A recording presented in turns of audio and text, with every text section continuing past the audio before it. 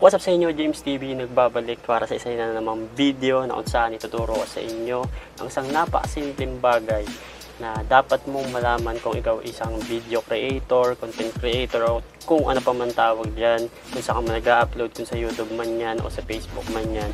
So dapat mo itong malaman. Medyo karamihan sa mga nagko-content dito masyadong alam dahil para iwas copyright. Kasi yung karamihang nagiging problema ng mga content creator ngayon, nare-reach mo nila yung mga requirements ni Facebook, pero nare-restrict yung account nila kasi hindi nila alam sa mga ina-upload nilang video, nagkakaroon sila ng violation. So ngayon mga tol, ituturo ko sa inyo yung isang way para hindi ka ma-copyright pag nag-upload ka. So huwag natin patagalin yan mga tol, let's go!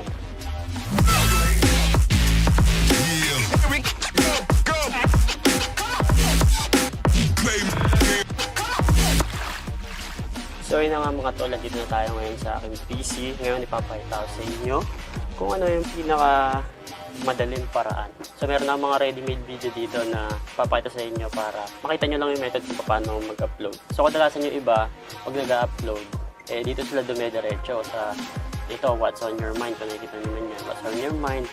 Nandiyan yung video, kaya yung photos, yan, etc. Lagyan nila dyan, kunyari, cellphone yan, tapos makikita mo yung video mo dyan, ganun, ilalagay mo na dyan, tapos post mo na agad. Pag nag-upload ka dyan, hindi mo makikita kung copyright ka. O, eto, tuturo ko sa inyo kung paano nyo malaman. Bago nyo i-upload yung video nyo, malalaman nyo kung may copyright ba o wala. So, makikita nyo sa gilid guys, ito, Meta Business Suite. So, dyan kayo pupunta. So, mare-redirect kayo nyan dito sa page na to. Yan, nakikita nyo, yan. So itong mga tol, pag nandito ka na sa Meta Business Suite, ito yung kadalasang hindi alam. So marami namang may alam pero meron pang hindi, yung mga nag-uumpisa. Ako rin kasi nung una hindi ko ito alam pero syempre sa pag-explore sa internet, diba, nalaman ko na dapat dito pala ginagawa tong mga to. So click lang to, yan, dyan ka na sa Meta Business Suite tayo ha.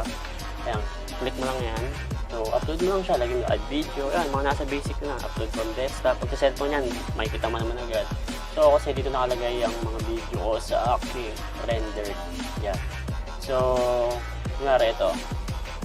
Ito mga na-upload ko na ito eh. So, ito tayo. Sa, ito. Yan. Example lang ito mga tala. So, ito mga tala makikita nyo. Ayan, no? O, yan. Mayroon siyang bar dito ng percentage niya pag mag-upload ka. So, habang naantay mo, maglagay ka ng title dito. Yan. Sample video. Lagyan natin sample video. So, hindi ko siya i-upload guys. Kasi na-upload ko na ito. So, lagyan mo ng description. Yan, description. Sample video. Lagyan mo ng mga hashtag. Hashtag sample video. Hashtag highlights. Mga ganyan. So, yun na nga mga tol. Nakita nyo. Yan, 100% na nasa bar niya. So, nalagyan na natin siya ng sample ng video title, description. Yan. Tapos, kung meron ka mong ginawang thumbnail para sa video mo, mas maganda i-upload mo dito.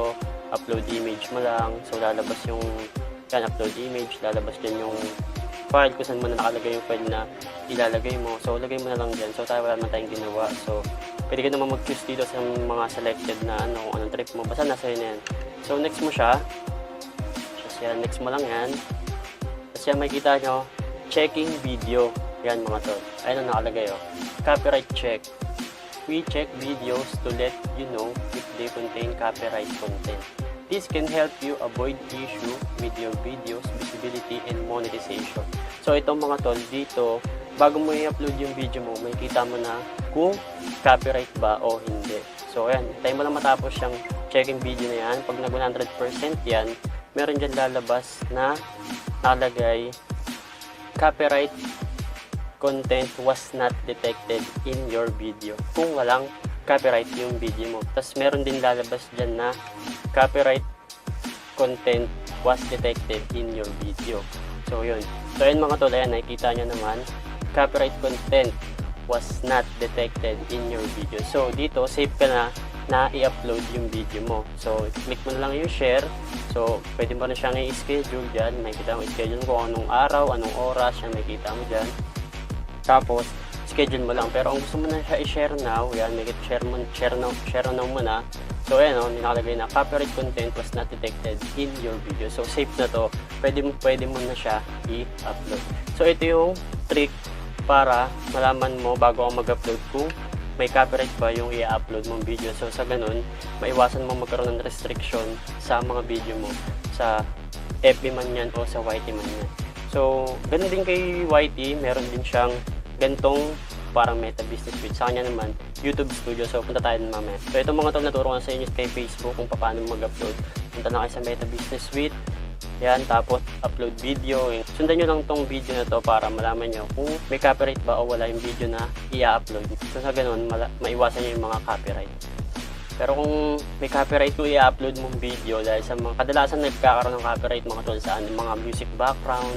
So pagka may copyright yung video mo, ang nakalagay dito is copyright content was detected in your video. So pagka ganon, huwag mo na muna siyang i-upload. I-double check mo yung video mo kung saan mayroon kang copyright or may lalabas din yun dito. Pag meron kang copyright sa video na i-upload mo, may nakalagay dito sa gilid yan na see details. Pag sini-details mo siya, makikita mo kung saan ka may copyright. Kadalasan naman yan sa mga music background. So tara na, punta na tayo kay YT para makita nyo kung paano mag-upload. So andito na tayo ngayon sa aking dashboard. So dito mga tol, pares lang, magkaiba lang yung itsura nila. Makikita mo lang agad dito yung mga mo, yan, yung mga ranking list mo, ganyan. Subscriber mo, makikita mo agad dito. So pag mag-upload ka, ito, create, nandito yun sa gilid, upload videos. So yan. So ito na rin gamitin natin, yung sample video ko kanina. So yun, lalagyan mo siya ng title, description, ganun din, halos pares lang kay Meta Business Suite. Yan, lalagyan mo siya ng title. So dito, pagka ang pinagkaiba nila ni Facebook, kay Meta okay lang kahit huwag kang maglagay ng thumbnail sa ila-upload. Kay YouTube kasi, isa sa mga requirements niya pag mag-upload ka ng video is dapat maayos. Para siyang libro na merong title, may pamagat, may kita mo yung basta thumbnail sa harapan na maayos, kumbaga portfolio. So dito, maglalagay ka talaga ng thumbnail mo, kailangan mong gumawa. Dito yung mga YouTube thumbnail ko, ayan nakalagay. So kunyari ito, yan, ginawa ko yan. So yan o, di ba may kita mo. Ayan yung thumbnail ng video ko. So may kita kagad ng mga manonood ng YouTube mo yung laman ng video na i-upload mo. So yan, andito sa baba mga tol, ayan o, nakikita niyo sa video, yan sa baba, uploading. Ganun din yung process niya mga tol, aantayin mo siya mag 100%. So yan, dito kay YouTube, marami siyang mga kung anik-anik. So yan, meron ditong pipili ka kung yung video ba na i-upload mo para sa bata o hindi. So gagawin mo hindi, ganyan. Sundan nyo lang lahat ng mga dito, yung mga nakalagay dyan.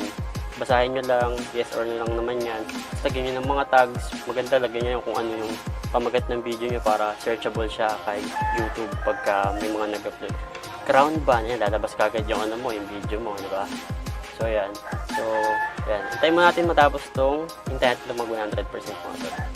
So yung mga tol, kung bago pa lang sa aking YouTube channel na to, so kung mo kalimutang i-hit yung subscribe button dyan sa Getly, dyan, nandyan lang sa gilid. Kung sa YouTube ka nanonood, pindutin mo na rin yung notification bell para updated ka pag meron tayong mga bagong ituturong video na makakatulong sa'yo. So yung mga tol, tapos na siya nag 100% na siya, upload complete na siya, so next na natin ito. So dito, check niya na kung may copyright ba yung video na i-upload mo. Lalabas yan dito mga tol. Ayan na, nag-loading na siya. So ayan, nakalagay mga tol, copyright, no issue found. So yun, diba? No issue found. So ibig sabihin, safe na 100% na tong pwede na natin to i-upload. So ganun din to mga tol, pag may copyright yung video mo, lalabas dyan.